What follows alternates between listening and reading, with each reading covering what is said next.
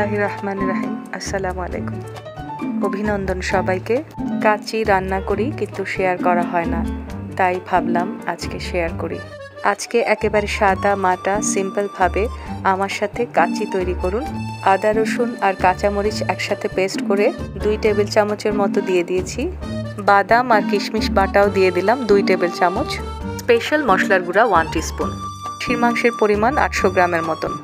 বাসমতি চাল 60% কুক করে নিচ্ছি। সাথে দিয়েছি কিছু গোটা মশলা, এলাচ, তেজপাতা, স্টারনিস, লবণ আর কিছু তেল। ঢাকনে ছেঁকে নিয়েছি। আলুগুলো আমি 50% সিদ্ধ করে নিচ্ছি, অথবা ঘড়ি ধরে 10 মিনিট। তারপর তেলে ভেজে নেব। পরিবারের সবারই আলু খুব পছন্দ, তাই বেশি করেই দিয়েছি। গাজর আর কিশমিশ মোটেই পছন্দ না, তারপরও রেসিপির জন্য দিতে হলো। একদিকে আলুগুলো ভাজা হতে হতে গাজর আর কিশমিশটা ঘিয়ের মধ্যে সামান্য টস করে নেব।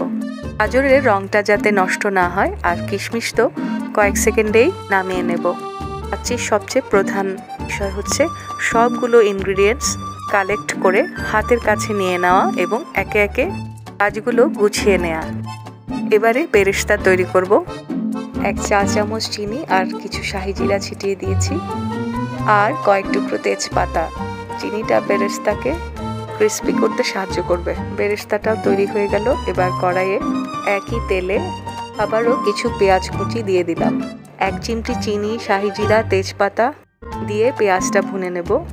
মাংসটা ম্যারিনেট করা আছে, সাথে আরও কিছু গোটা মশলা দিয়ে দিব। কাবাব চিনি, এলাচ, দারচিনি দেওয়ার কিছুক্ষণের মধ্যেই মাংসটাও দিয়ে দেব।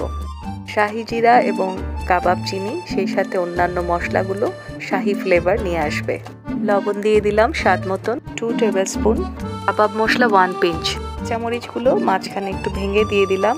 ভুনা হয়ে গেলে 1 কাপ পানি আর 1/4 কাপ দুধ যোগ করে দেব। কাবাব মশলা অথবা স্পেশাল মশলার গুঁড়া যোগ করার ভিডিওটা স্কিপ হয়েছে। কেওড়া জল দিয়ে দিচ্ছি।